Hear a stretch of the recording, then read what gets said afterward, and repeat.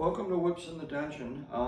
We're continuing our two-hand journey, and as always, we practice with floggers, we practice with dragon tails.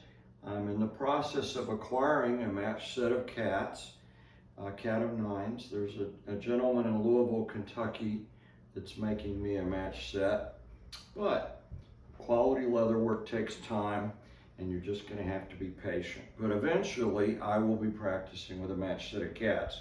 So if you take the two-hand whip journey, my recommendation, if you can afford it, is to take that journey with every class of whip. So throw two-hand floggers, handle style, throw two-hand floggers that are finger floggers, throw dragon tails, throw cat of nines, and throw signal whips. Now when we move into single tails, all of you know I consider a dragon tail a type of single tail because it does end with one tail. However, it doesn't look like a whip. A signal whip looks like a single tail, and it's most commonly in leather called a single tail. And for those of you that are new to the channel that don't know signal whip construction, we'll just real quickly run through the construction.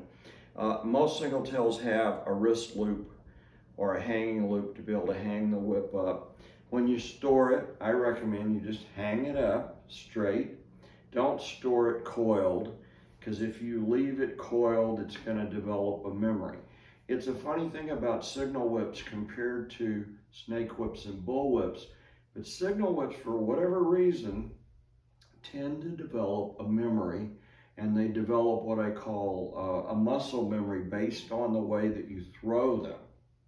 And I actually recommend for my signal whip throwers, if you're really into signal whips and you like horizontal style for dynamic throwing, that you only throw that signal whip with horizontal style, because that whip will develop a memory to that technique. If you love the forward figure eight and you're throwing the forward figure eight with your signal whip, then I recommend you have a signal whip that you just throw a forward figure eight with, and have some way to tell which whip is which, because signals develop a muscle memory not only to the style of throwing that you're doing, but to the person that's throwing them. So where I have no problem loaning someone a snake whip or a bull whip, I don't recommend that you loan signal whips out, because when you loan your signal whip out and you get it back, it's not going to feel the way. It won't have that feel like it had when it was in your hands, and you're going to have to throw it a while to get it, what I call getting it back, recovering it. So now we have a match set. This match set of 16 plat signal whips came from Peter Jack recently. It wouldn't have taken as long as it did to get them, but I had a pretty large order. And with the way international shipping has gotten in the last year, he wanted to wait until he had my entire order completed before he shipped it, so it would all come at one time. Save some postage, okay? Now, I'm going to try to get up close. I don't have a camera person today, so it's just moi. I'm going to get up close and hopefully you can see this. I asked Peter to finish the signal whip with what's called an English eye. Hopefully you can see that English eye that he finished this with. And I did that so that I could put my own cracker on. Traditionally, a signal whip has the cracker plaited into the whip, and it's finished with a fluffy. The fluffy would be right there. But when you finish it with an English eye, that allows me to change the cracker out and use a different cracker with every person I throw with. Then when the cracker wears out, I can change it, and the whip doesn't have to go back to the whip maker to have a new cracker plaited into it. So if your whip maker is able to finish a whip, especially a whip that you're going to plan on using in the dungeon, if they're able to finish it with an English eye, I recommend that they finish it with an English eye. So we're going to look at obviously I'm still breaking in these signals. That's part of your following my journey.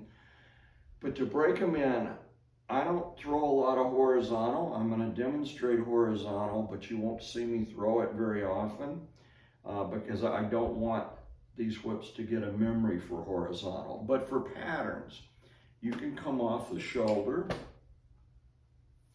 alternating coming off the shoulder. We did that with dragon tails with a thumb push. We can throw these horizontal at the same time. And I usually have, like I said in the other video, I usually keep my non-dominant hand on the underneath side, okay? When you're throwing horizontal, the goal is to keep the whip in a nice, smooth horizontal plane, and we're throwing them together. It's very difficult to throw horizontal single tails two-handed and do distributed timing, staggered timing you might be able to do. But together is the easiest way. Then Florentine, 4-count Florentine. And that's going to be the style that you're going to see me practicing the most because that's the style I've decided to work on and develop. And you might see me throw floggers in a 6-count Florentine, but when we get to single tails, if I'm showing off with dragon tails, I might throw 6-count. But when we get to a single tail, because you don't want the tails to get tangled. When a whip gets tangled and gets deflected, you don't know where it's going to end up. And someone could get hit in the eye. You could miss your target. So I'm not going to throw 6-count Florentine with a single tail. I'm going to stick with a 4-count Florentine, which is what I'm demonstrating right now. And in the 4-count Florentine, some that watch and follow sport cracking, you might say, well, that looks a little bit like a Queensland cross. You could say it's a modified Queensland cross. I'm not doing cattleman's cracks or cattleman style throws, and my goal is to just make a puff at the end.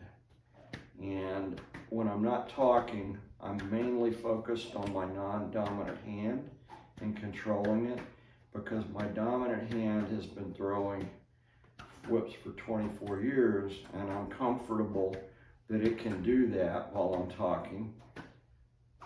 I'm not confident in my non-dominant hand to be able to behave itself without me thinking about it, okay? So we're gonna do that with practice, practice, practice, and we need to get these whips broken in. So we're gonna do that. For those of you that haven't made it to a whip practice, we have a whip practice using Zoom every month on the 3rd Saturday of the month, 1 p.m. Eastern Standard Time to 2:30.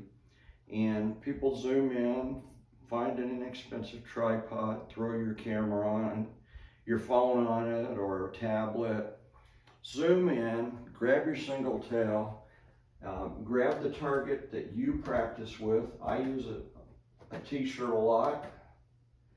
I use a sheepskin a lot. Sheepskin's about the size of someone's back. Therefore, if you were going to play in the dungeon with someone's back, it's about the same size. It makes a good target. And you can see the movement of the whip because you see the fluff on the sheepskin moving. It doesn't have to be a real sheepskin. You can have a faux sheepskin. You know, if using a real sheepskin is offensive to you, then just find a faux sheepskin.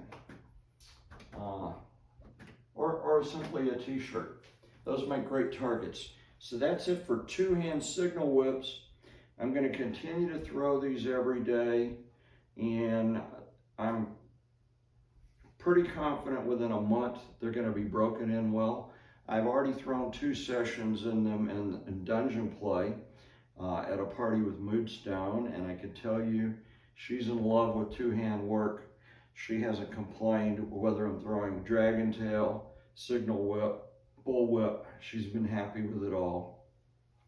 So it's renewed some of her interest in dungeon play as well.